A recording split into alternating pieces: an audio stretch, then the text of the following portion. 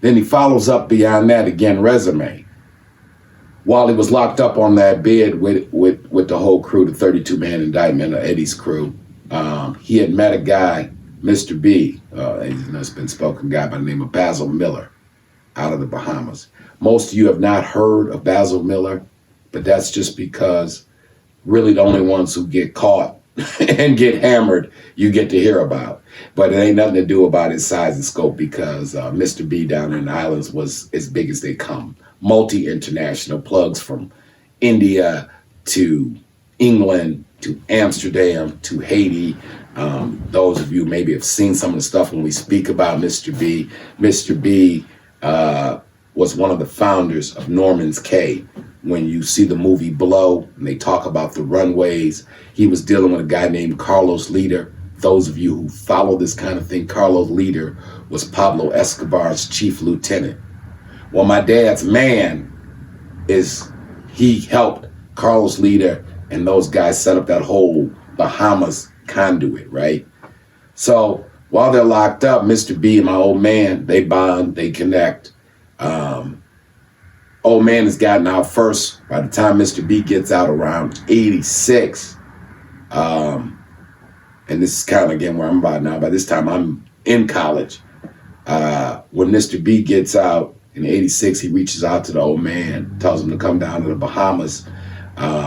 Just crazy story. And, you know, we are all products of our environment. So I had heard the old man, this is like summer of 86. And the old man that told me that his man from the Bahamas, from the islands, had come home. He was thinking about running down there to see him, to see what they could get popping. So I don't talk to my dad for about a week. I go by his apartment over there on 6 Mile, and he had just come back in. I could tell he had been traveling. And as he's talking to me, hey, Junior, how you doing? What's up? Yada, yada. He's like taking off his jacket, and he's just nonchalantly takes off his jacket. He unbuttons his shirt, and there's a kilo taped to his stomach, and there's another kilo taped to his back. And I'm like, Daddy, what the fuck? Oh, what? For real, Daddy, what? He like, well, you know, I told you that my man from the islands had just come home, and so I had fake ID, because now he's doing all of this. He's still on probation, you know, federal probation. And he's like, so I went down to the islands, and we chopped it up. The numbers was right. So again, you know, people talk, and everybody can, but I'm not telling you guys now what I think or what I know. You know, Pops was getting bricks from Mr. B for like 12. Okay, so do the math. That's 36 ounces for $12,000. 36 OZs in a brick, right? He's getting them for 12. Now, there are some people I know, factual, that have had a little bit better ticket, but you can count them people on one hand. That's the truth. And if you're talking about here in the city of Detroit, you can count them on one hand minus some fingers who really, really ever had a plug letting them go at 12. Pure, straight from the Colombians. Okay? So anyway, he tell me that he done went down to the Bahamas. He chopping them up with his man. His man say, okay, we can do this, that, and the third. I got him for 12. Why don't you send your people down and we can get it popping. You know, I got all the security, all the customs people, police. I got everybody down here took care of. So we can, half the job we got clear.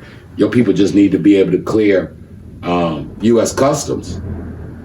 So now this is before 9/11 and all of this, you know, back then, you know, the airport wasn't like it is now. Wasn't all this scamming. So anyway, Pop like, well, shit, I'm down there under a fake identity, you know.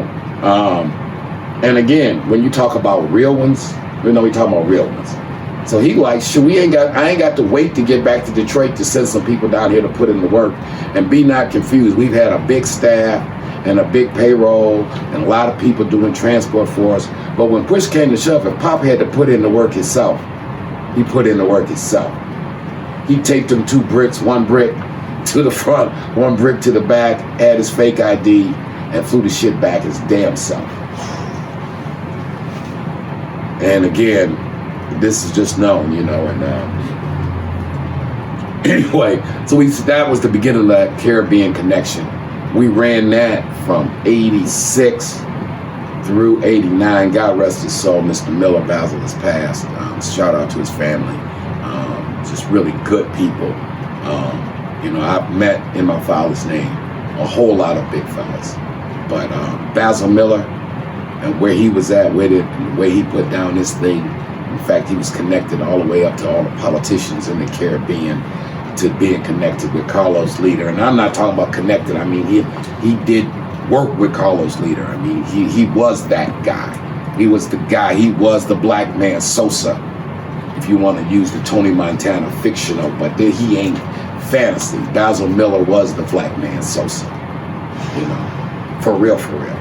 So, I don't go off. Y'all know I'm doing a whole bunch of other stuff in life, but a couple of these things, on my pop's birthday, I just wanted to get off my chest and give him his roses. So when y'all really into this street thing, it ain't been 10 like my daddy. Be clear. And I'm talking about in the country that really got the number count. So Pops goes through that run with the Bahama thing, right? He's getting them at 12. I mean, forget about it. He got Fat Frank. They're taking it to the streets directly with Fat Frank. And I'm out my mind that summer because, I don't know, man, me or Eddie Jr. will talk about that summer, maybe summer 87, we got so much money coming through. I blew through like 200,000 on just the bullshit party broad tip in 90 days. That's not an exaggeration. If anything, I'm undercounting the money, right? So again, when people talk about they was getting money, and I'm not here to knock anybody's legend. But how many really? I ain't the man. I blew through 200 in 90 days, and I'm just a salary worker for my old man. So what was his pockets looking like? Come on. This is factual. There's 1,000 people that lived and enjoyed, because you can imagine as we handling this bag, we was feeding a lot of people.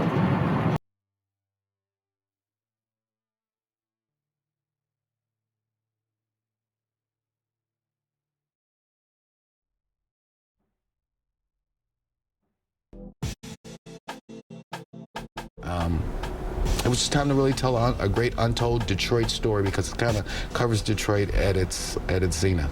Very interesting story. We decided that we were going to make a movie. All right, Rich Rossi with you with Motown Mafia. I'm with Courtney. Louis Stevens, Courtney Brown. Courtney Brown Jr. and Alan Al Prophet Bradley. And this is an entrepreneurial, inspirational story too, because again, I'm a real estate retail guy. That's what my skill set is. But I'm a businessman, so I was like, we're gonna do it. Sometimes when you got a dream, you won't have all the answers on how you're gonna do what you're gonna do. What made this one unique was not so much the crime, but the intertwining with Detroit's history and the Motown era and kind of the economic decline of Detroit. And it's really the story of a family. And from some perspectives, has a happy ending, like you said. For others, it didn't have a happy ending. Right.